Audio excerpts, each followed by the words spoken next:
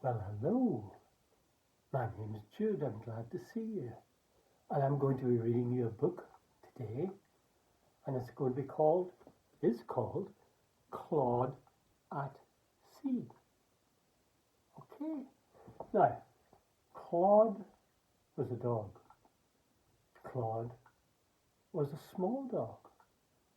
Claude was a small, plump dog.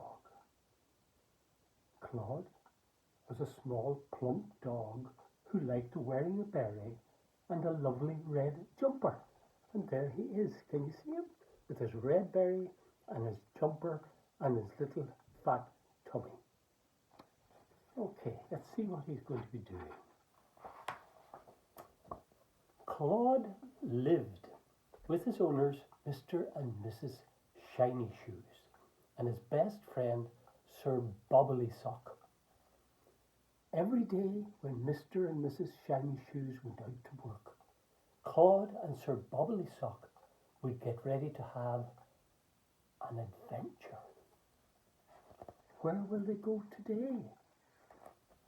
Let's see. By the way, there's Mr. Bobbly Sock. Can you see him? Mr. Sir Bobbly Sock. Okay, they're going to have an adventure. One day, Claude had been painting and now he needed a bath. Sir Bobbly Sock said so, and he knew all about these things. So, Claude stashed his paintbrushes in his beret and turned on the taps in the bathroom. Then he went to find his bath toys. Downstairs, Sir Bobbly Sock busied himself with his knick-knacks. Nobody remembered the water until drip, drip, drip. It was too late. What do you think has happened? Let's see. Oh, what can have happened? You guessed. Whoosh went the water. Yikes went Claude. And he grabbed Sir Bobby Sock and leapt into the bathtub as a huge wave carried them down the stairs, along the street, and into the deep blue sea. Whoosh into the deep blue sea. Claude never sailed a bathtub on the ocean before. It was very wet and stonking good fun. See, they're having a good time, even though they'd never done it before. Okay, let's see. Whilst Claude looked at all the splashy water, Sir Bobbly Sock busied himself reading some signs. They seemed to be jolly important and all about someone called Nigel. I wonder who Nigel is, said Claude. And there's the signs about Nigel. Now you'll see that some of them say high risk of actually being gobbled up by Nigel. Watch out, Nigel's about. Watch out for Nigel. I wonder who Nigel is, said Claude. A gigantic sea monster called Nigel suddenly appeared and gobbled them up. Look at that for a mouth. He has gobbled up both Claude and Sir Bobbly Sock. That's a tough one. It was very dark and very damp in Nigel's tummy. Claude was getting a bit scared, and Sir Bobbly Sock's stitches started to quiver when voices came from the darkness. "Can you help us, Claude?" cried Captain Poopdeck. "We're stuck," squawked Barry the Seagull. "We must escape," shouted Cindy Seaweed.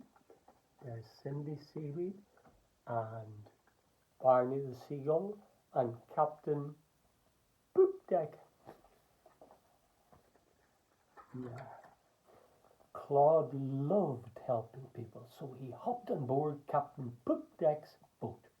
He emptied his berry out to see if he had anything useful in there.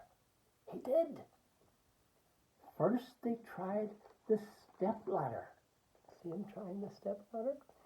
First they tried the step ladder, but that didn't work. It was too short. We could climb out using the rope, said Cindy.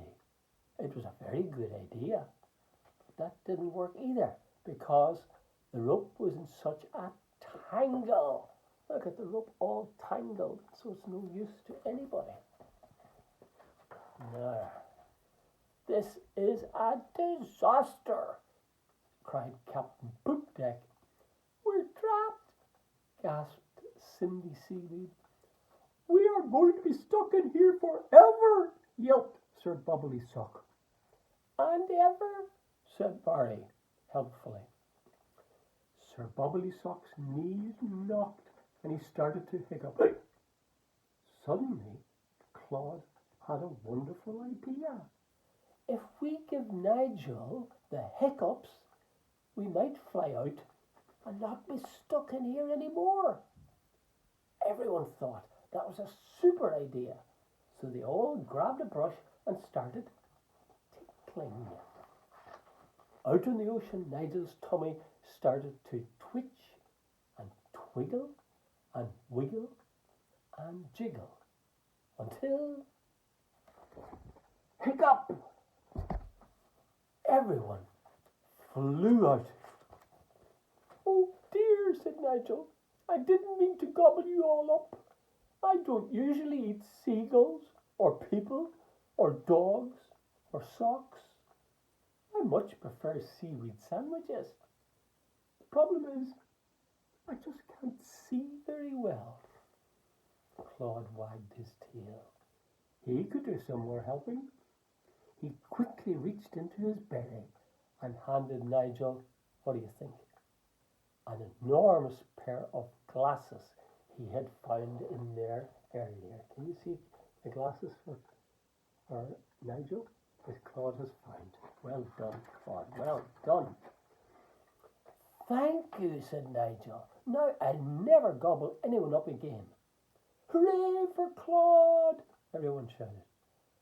By now it was getting late, and Claude and Sir Bubbly Sock had to get home. So they said goodbye to their new friends and promised to come back and play next bath time. When Mr. and Mrs. Shiny Shoes got home, they couldn't understand why their bath was in the kitchen. Do you think Claude knows anything about this? Said Mrs. Shiny Shoes.